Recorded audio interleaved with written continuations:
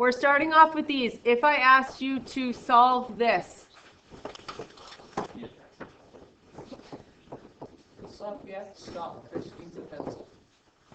so here we have solve. We have ax squared plus bx, but we're missing the c, correct? This is actually the easiest question I could give you, and people will sit there and stare for long periods of time, except for Quinn, because Quinn's on his phone. So that's cool. Next, what we would do is we would do what? GCF. We'd look at it. That's true. We always get it equal to 0 when it's quadratic. And when we're missing the c, we just take out a GCF. We don't actually try and factor it. So I can take out an x, and I'm left with x minus 1 equals 0. And then I have x equals 0. And I have x minus 1 equals 0. So x equals 1, and those are my two solutions. You agree? Okay. 2. 3x squared. These are all going to be solved. 3x squared equals negative 2x. Go. Solve it. When we have a squared, we were talking. When we have a squared, we have to move everything to one side, set equal to 0, correct? If we're missing the c. So we have 3x squared plus 2x equals 0. Take out an x, we're left with 3x plus 2 equals 0. X equals 0. 3x plus 2 equals 0. 3x equals negative 2. X equals negative 2/3. Okay? Cool. 3. Solve.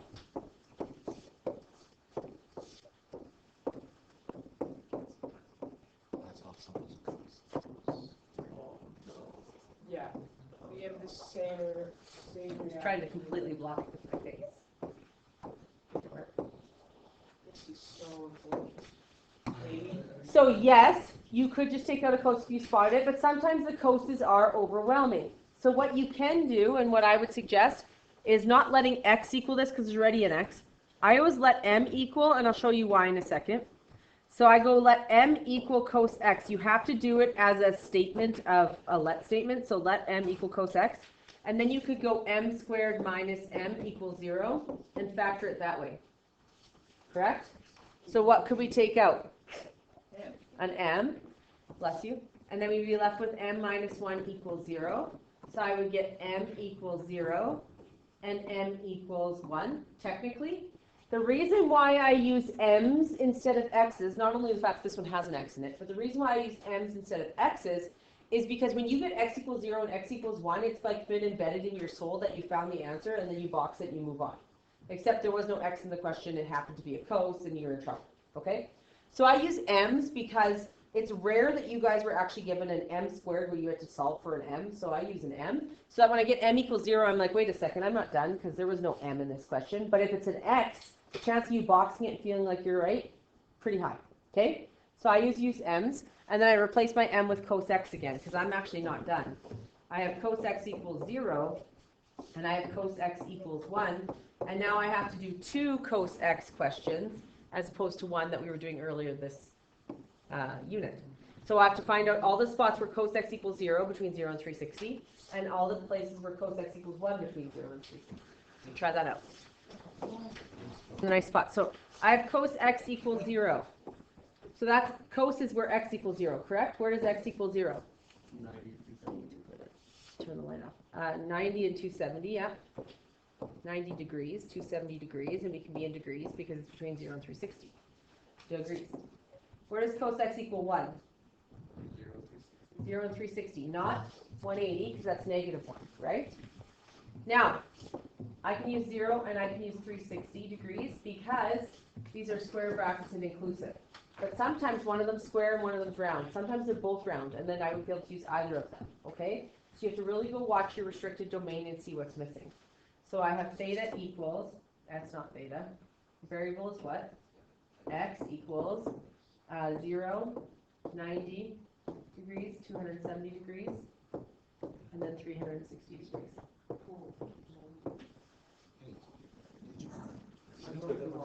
Okay? Yeah. If we're both round and like there was no answer, would you just say No solution. no Yeah. Yep. Now, say it gave me this. This is my unit circle. We agree? What's on my unit circle? What's and what's? Radians and degrees. What else is on my unit circle? What and what? Cos and sine. We agree? Now, all of these are just values of what the answers could be, correct?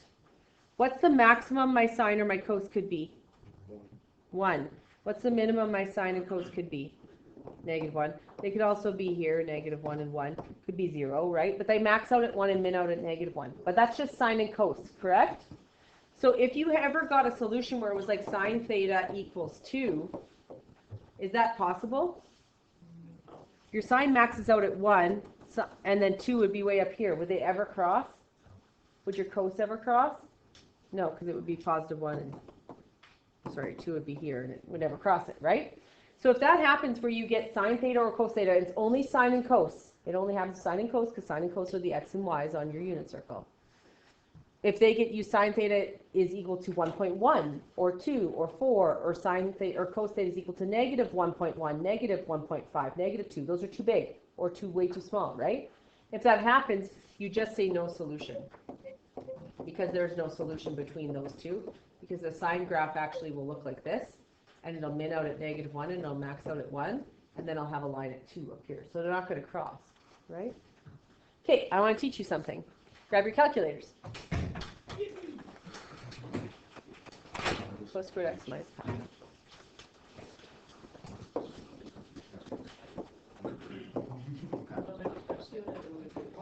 Okay, shh. So this is the original, guys. This is the original question. We agree?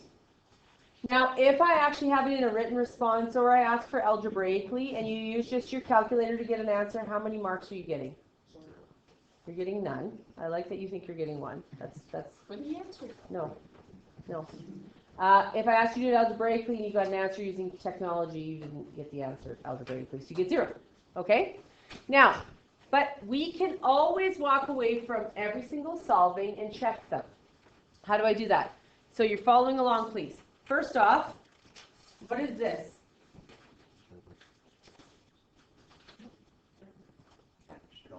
It's my domain. And what is it in? Degrees. So what's my calculator need to be in? Degrees. Then I'm going to press the cos button, slap my hand and be like, wait a second, what mode do I need to be in? I need to be in degrees. Okay? Now that's a restricted domain, which is what you said. Completely correct. So we go to our window, and we have to restrict our domain to that. Domain is x or y?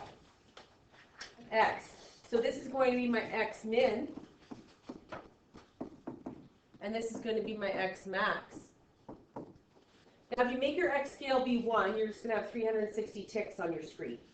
There's nothing wrong with it, but you won't be able to see the ticks.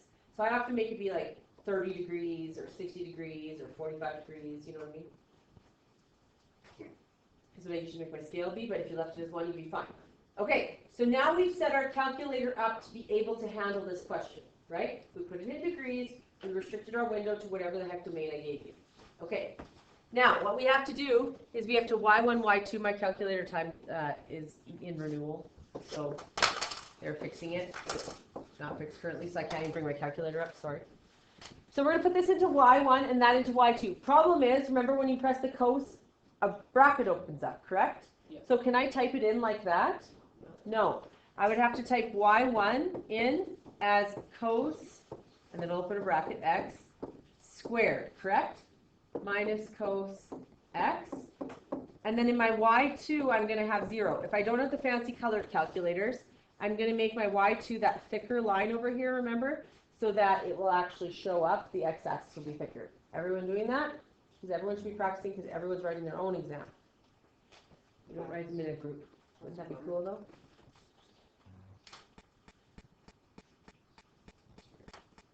Now what do you think I'm going to look for?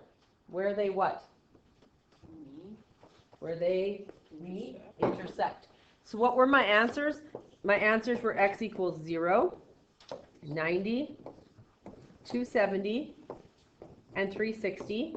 And my window is where? From 0 to 360, we agree? So I'm going to hope that there are 4 intersections there. So let's try it out. We go second trace 5, go to where 0 is, at the very far left, enter, enter, enter.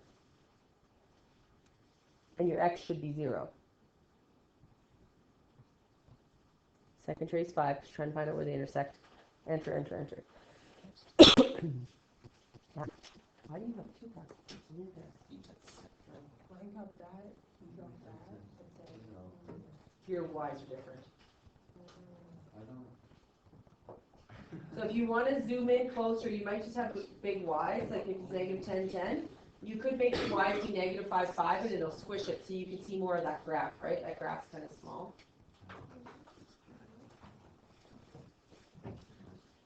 You could go to your y min, your window, and make your y min be negative 5 and your y max be 5 on the window.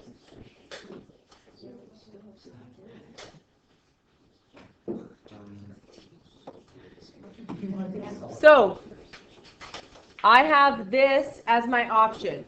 Cos squared x minus cos x equals 0. We agree? Yeah. Now, I can move those equations around all I want, and still y1, y2, and I'll find the same intersection. So sometimes actually moving it around makes it easier to see the intersections. So an example could be, okay, well, I could add the cos x over. So I could go cos squared x equals cos x. True? Yeah. My window is still 0 to 360. That didn't change. My y1 and y2 are the only thing that's going to change. So now do this. This is going to be your y1, and this is going to be your y2. So your y1 to type it in is going to be cos x squared, and then your y2 is cos x. Try that out, and it should still intersect in 4 spots. 0, 90, 270, 360. So type that one in now. If it's equal to 0, paying attention, if this is my y1 and this is my y2, yes, I'm looking for my x-intercepts, technically, because my y2 is the x-axis. We agree?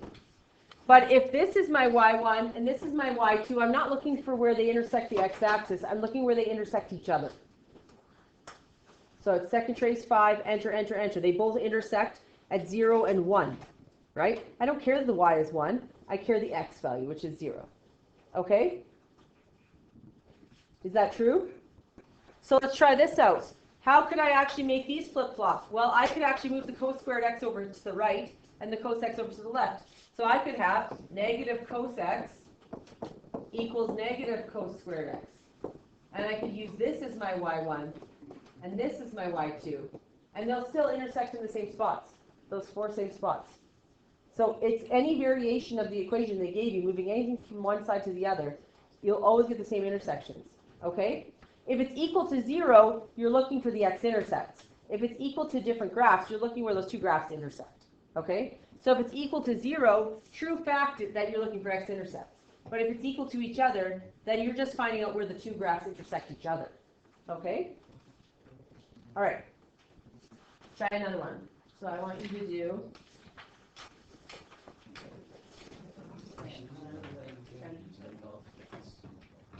sine squared theta minus sine theta. So I want you to solve this algebraically.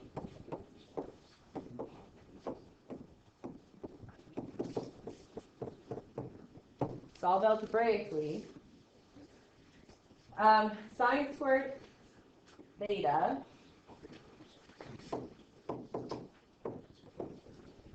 equals sine theta.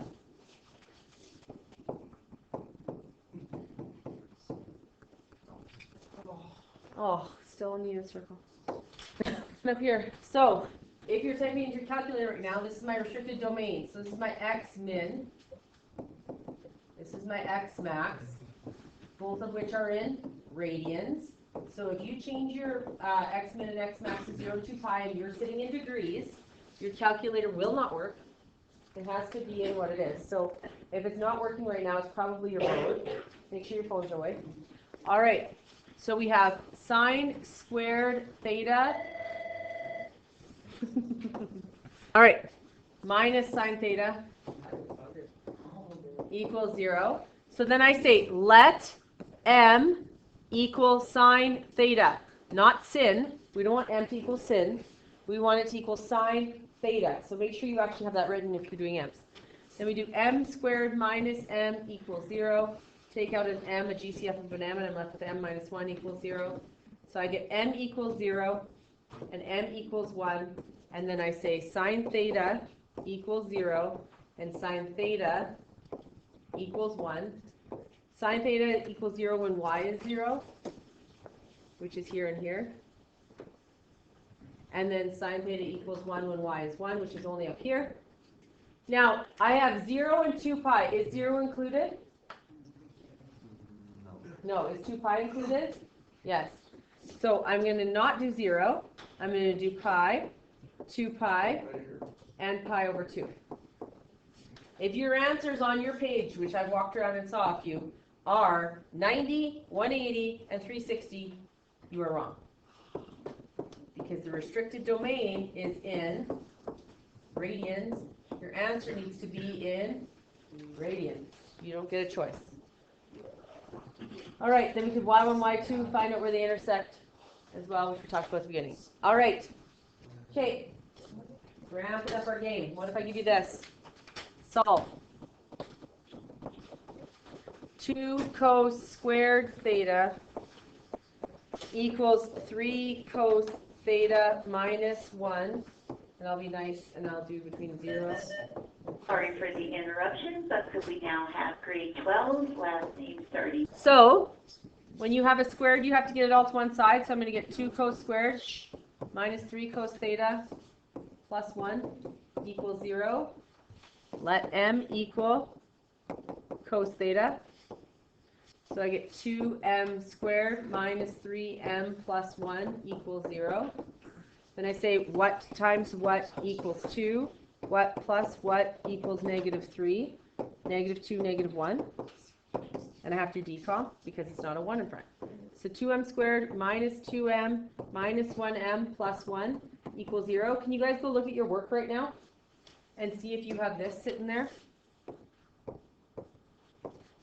If you have that and you have brackets stuck side by side to each other without a plus sign in between, that is multiplication, is it not? Like that would be 2m squared times negative m, which is negative 3m cubed, correct? So make sure if you have these two brackets like this, that you put a plus sign here at least to show that you are adding them.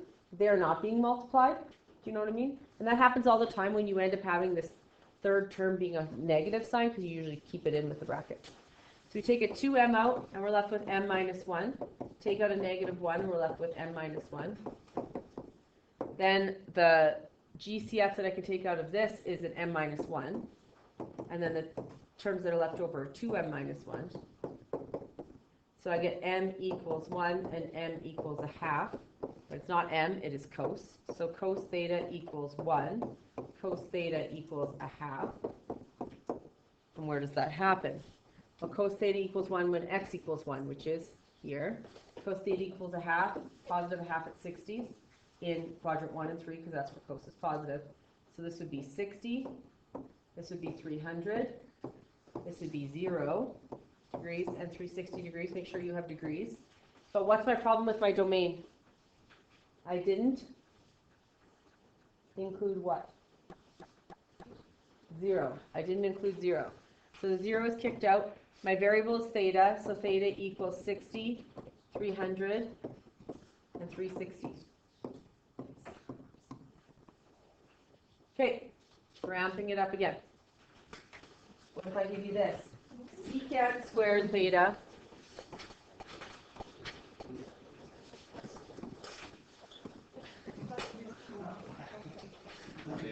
minus 2 secant theta minus 3 equals 0. Negative 180. 180. So we let secant equal m. I won't go through it, but if you want to check it, we want to check this, and this y2 is easy. It's just 0. Make it thicker. y1, if I want to type this in, and I'm like, oh my goodness, I don't remember how to type in secant. Mrs. Lepp said, go on my formula sheet. So on my formula sheet. My formula sheet says secant theta is 1 over cos. Oh, I can type it in that way, right? So if you have fraction buttons, this is where your life is a lot better. Because you're going to go 1 over cos theta squared minus 2 times 1 over cos theta minus 3. And that's going to be your y1. So try that out. Check them. Because that's how you'll know if you're right or not. Here we have, let m equal secant theta.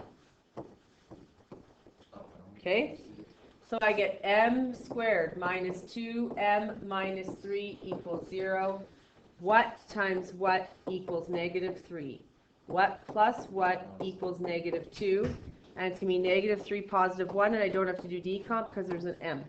So I'm going to get m minus 3, m plus 1 equals 0. And so I get m equals 3, and m equals negative 1. But m is actually secant, so I get secant theta equals 3, secant theta equals negative 1. Now, my question to you is, can I flip angles? No. Never. I was right. What? I was right. You just went, yeah, nah. Covered the whole spectrum. You would have been right no matter what. Okay, so you cannot flip angles.